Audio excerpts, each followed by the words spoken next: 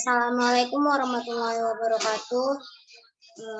Alhamdulillah rabbil alamin, wassalatu wassalamu ala asrofil anbiya wal mursalin wa ala alihi washabihi ajmain.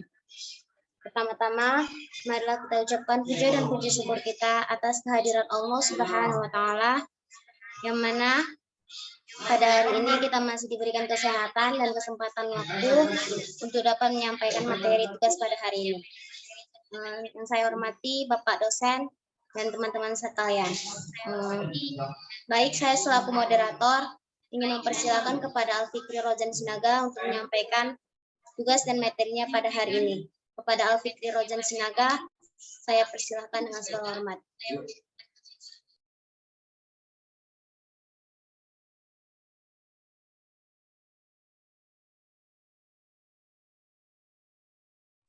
Baik, terima kasih kepada moderator. Saya akan menjelaskan tentang perjalanan ibadah haji dan umroh.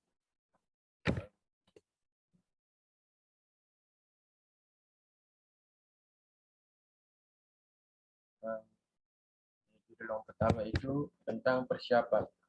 Yang pertama itu mental dan fisik. Sebelum berangkat ke tanah suci, setiap jamaah haji dianjurkan untuk yang pertama itu memperbanyak istighfar. Yang kedua itu menyelesaikan semua masalah yang berkenaan dengan tanggung jawab keluarga, pekerjaan, dan utang piutang.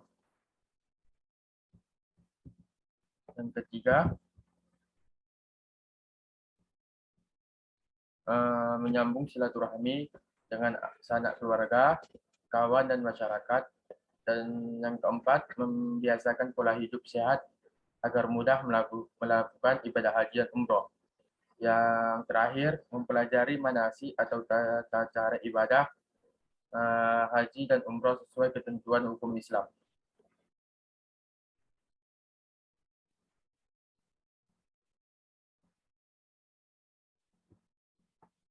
Agar bekal yang dibawa jemaah haji penuh berkah dan ibadah hajinya mabrur, setiap jemaah haji hendaknya perjalanan yang bekal yang memadai untuk keluarga yang ditinggalkan. Yang pertama itu mempersiapkan bekal yang cukup untuk kebutuhan selatatus safar bagi yang mampu dengan niat mensyukuri nikmat Allah Subhanahu wa taala dengan tetap menghindari sikap sum'ah atau mencari popularitas, riya, menonjolkan diri, dan mubahah atau berbangga-bangga.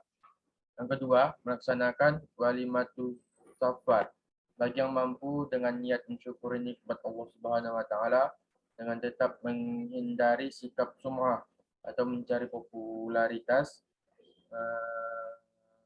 menonjolkan diri dan berbangga-bangga. Yang ketiga, menyiapkan dokumen lengkap meliputi bukti lembar setor lunas BP atau biaya perjalanan ibadah haji, buku kesehatan dan kartu kesehatan, kartu BPJS, buku paspor, dan terakhir lembar visa haji.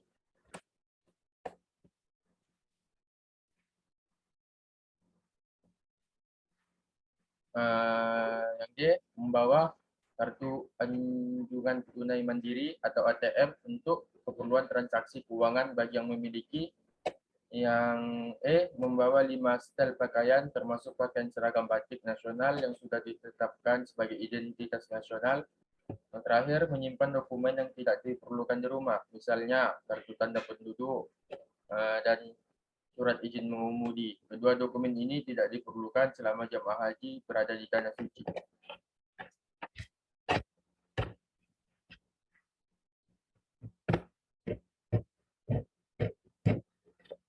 Baiklah, kita akan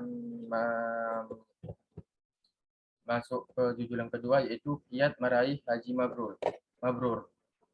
Jadi untuk meraih predikat haji mabrur, setiap jemaah haji harus yang pertama itu meneguhkan niat yang tulus ikhlas semata-mata karena Allah. Yang kedua itu menghindari perbuatan sum'ah atau mencari popularitas. Yang ketiga, membekali diri dengan takwa karena sebaik-baik bekal adalah takwa kepada Allah. Yang keempat, menggunakan biaya yang halal. Yang kelima, membekali diri dengan hati yang selalu berserah diri kepada Allah. Yang keenam, melaksanakan semua rangkaian haji, mulai dari rukun, wajib, dan sunnahnya. Yang terakhir itu mengendalikan hawa nafsu selama dalam perjalanan dan selama menjalankan ibadah haji dengan senantiasa berusaha tidak melakukan lafaz atau ucapan atau perbuatan yang bersifat pornografi, fusuk atau perbuatan maksiat atau dosa, dan jidal, berbantah-bantahan, dan pertengkaran.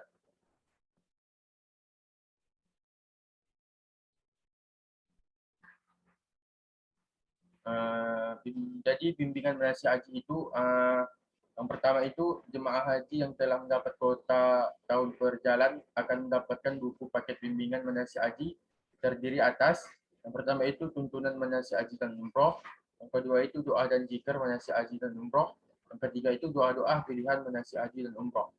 Yang B, bentuk bimbingan diberikan dalam dua sistem.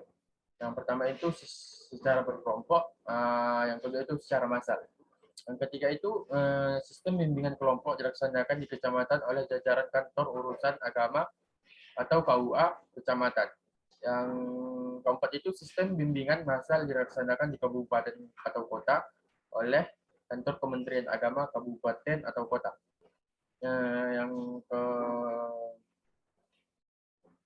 kelima, jadwal dan tempat bimbingan diatur oleh kepada Kepala Kantor Kementerian Agama Kabupaten Kota dan Kepala KUA setempat.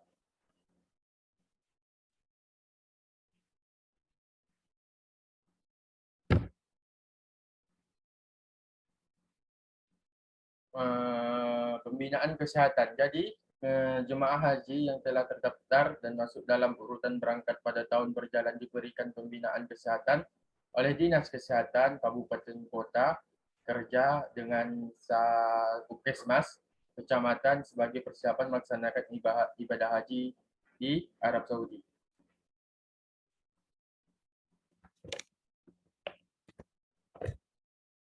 Jadi setelah Haji Mabrur tadi, kita akan masuk ke bagian pemberangkatan.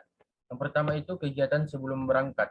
Jadi sebelum berangkat ke Tanah Suci, setiap jemaah hendaknya yang pertama itu menjaga kondisi kesehatan dengan mengonsumsi makanan bergizi. Yang kedua itu merawat kebugaran atau kesehatan fisik dengan berolahraga secara teratur. Yang ketiga itu menyelesaikan urusan pribadi, dinas, dan sosial kemasyarakatan. Yang keempat itu menyiapkan bekal untuk keluarga yang tinggalkan. Dan yang terakhir itu menyiapkan barang-barang bawaan, mulai dari dokumen, surat panggilan masuk asrama atau SPMA, bukti terlunas BP berwarna biru, buku dan atau kartu kesehatan, pembekalan, pakaian, sampai obat-obatan yang diperlukan.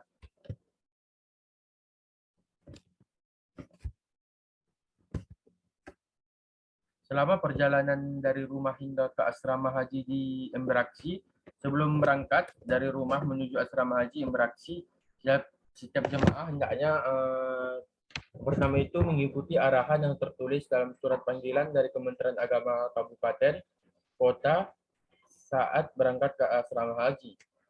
Kedua itu memperbanyak zikir dan doa. Yang ketiga itu membaca talbiyah untuk memantapkan diri berangkat haji tanpa disertai niat ihram, mata-mata sebagai zikir dan syiar.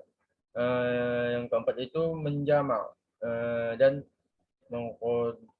mengqosor sholat karena selama dalam perjalanan sudah berlaku hukum sholat untuk musafir.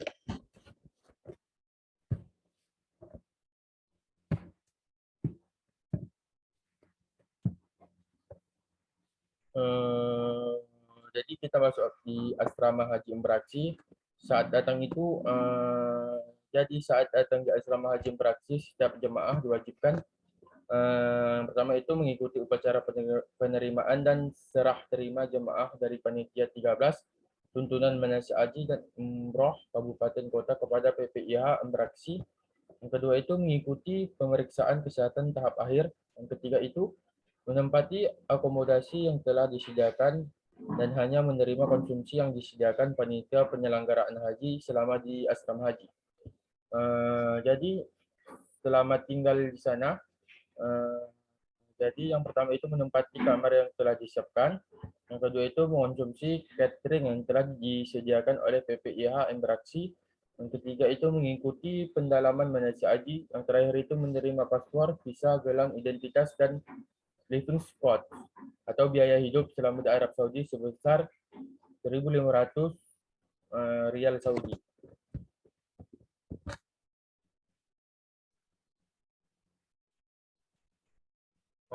Berangkat menuju Bandara Interaksi. Saat berangkat menuju Bandara Interaksi, setiap jamaah hendaknya menaiki bus dengan tertib dan teratur sesuai regu dan rombongan, memperhatikan tas, kentengan, dan tas paspor, membaca doa atau mengaminkan doa pembimbing ibadah saat berangkat menuju bandara. Jadi setiap jamaah haji dilarang untuk membawa majalah atau rekaman porno, tulis-tulisan yang bersifat provokatif, narkoba, rokok lebih dari 200 batang, dan jamu yang berlebihan. Menerima titipan barang dari siapapun karena dikhawatirkan barang itu bersifat terlarang seperti narkoba, dokumen yang bersifat melawan negara, dan lain-lain yang membahayakan jemaah haji.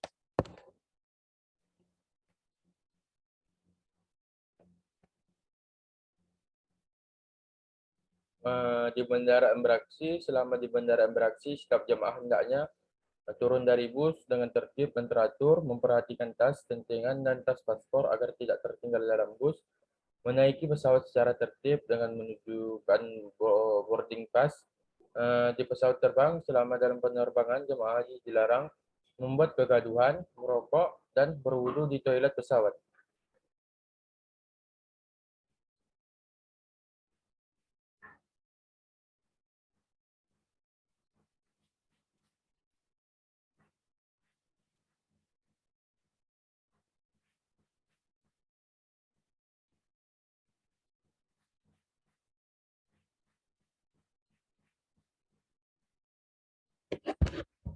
Baik, sampai situ saja paparan dari tugas saya.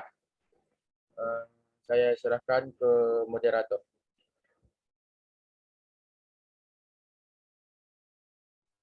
Baik, dengan berakhirnya pembacaan materi tadi, maka berakhir pula Zoom kita pada hari ini. Saya selaku moderator mengundurkan diri. Apabila ada kata-kata yang salah, mohon dimaafkan.